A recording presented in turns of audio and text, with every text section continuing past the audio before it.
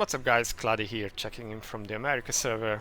And as you can already see from the screen, today is gonna be about Velkazar, and I'm gonna spoil it. This is a kill video, so this team is killing Velk.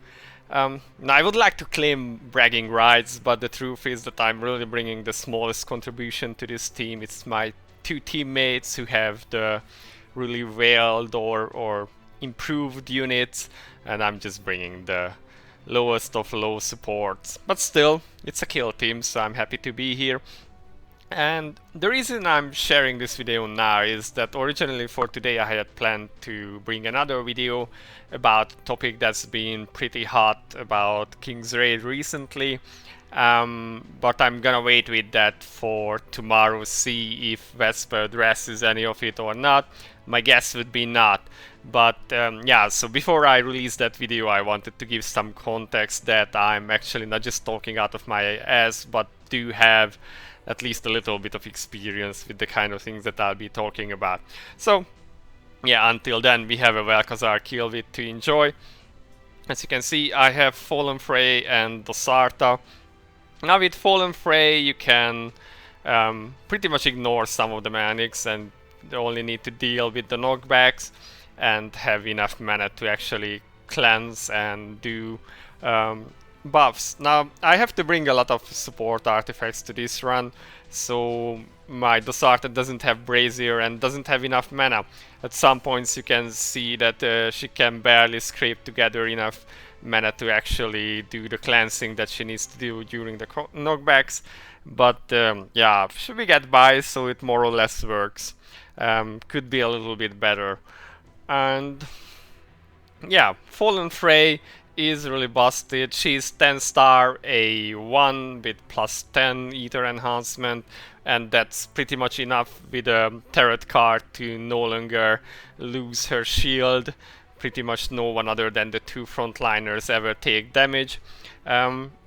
At the same time, I do have the stat page open because I want to see when I need to heal with Frey, and that's because Esker is using a sword artifact from Shakme, which means his health is constantly ticking down, and if it reaches a certain threshold it deactivates the stacking from his sword, so it means that he will be doing less damage, and for that reason I'm always checking when I actually need to top him off.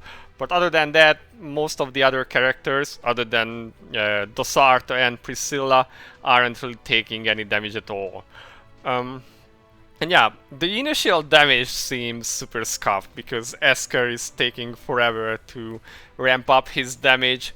But once he gets a couple of resets, especially with the help of Oddie, he will start doing more and more damage to the point where the final burn you will see that we will be doing massive jumps in damage.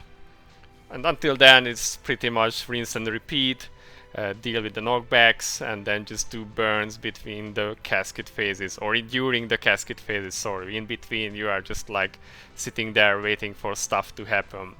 But yeah, still got like 3 minutes left. Now I do seem a little bit laggy at times because you can see that I'm using the skill and it's just not activating, especially on the Dosarta cleanse. That's quite scary. And yeah, this shield was also like in last minute. Would have been better if it could get a bit less close to the limits.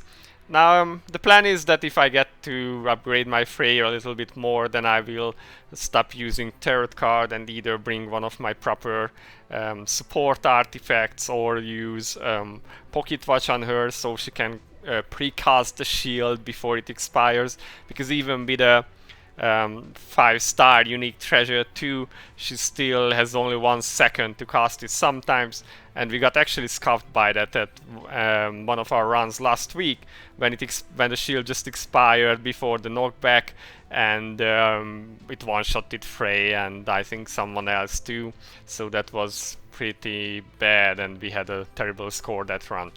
But yeah, slowly getting there. You see we have jumped to 15 trill from the previous like 4, and now Esker has a go at it again. Each cast should be a pretty nice jump in damage, if he ever casts. Yeah, that was like so.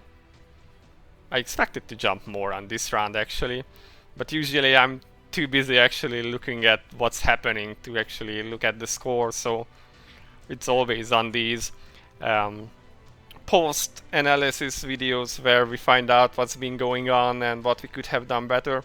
Also, sometimes we stream among my guildies, and then they put their input there or give their input to see what could have been done better. Because it's sometimes really hard to actually do the right stuff that you actually know to do, but can be quite tricky when you are really focused on not dying. But you can see we just did a pretty massive jump there, went up to 33 trill, and we still have 1 minute to go. So getting slowly there, which means with 1 minute to go we should get 2 more burn phases, 1 more knockback, again a little bit slow, and then we have just a bit more to go for the kill. So we should be getting to the second burn. Yeah, it's here now, or I mean a second before the last. And let's just see how the damage goes up. 35. You can really notice that this was a round where we did not use soul weapons and the damage barely went up, while in the last one we should get a pretty nice jump again. And yeah, Dosarta took a lot of damage there, and also Priscilla. I was healing here and was really worried, like, oh my god, what's happening to them?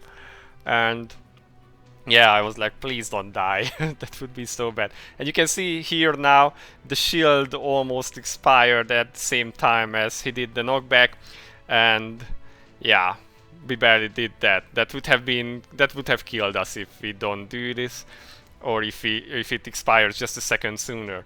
And now here it goes. He's going down and we achieve victory. So I hope you guys enjoyed it. This is our kill video. Cloudie out for now, and I see you in the next one. Bye bye.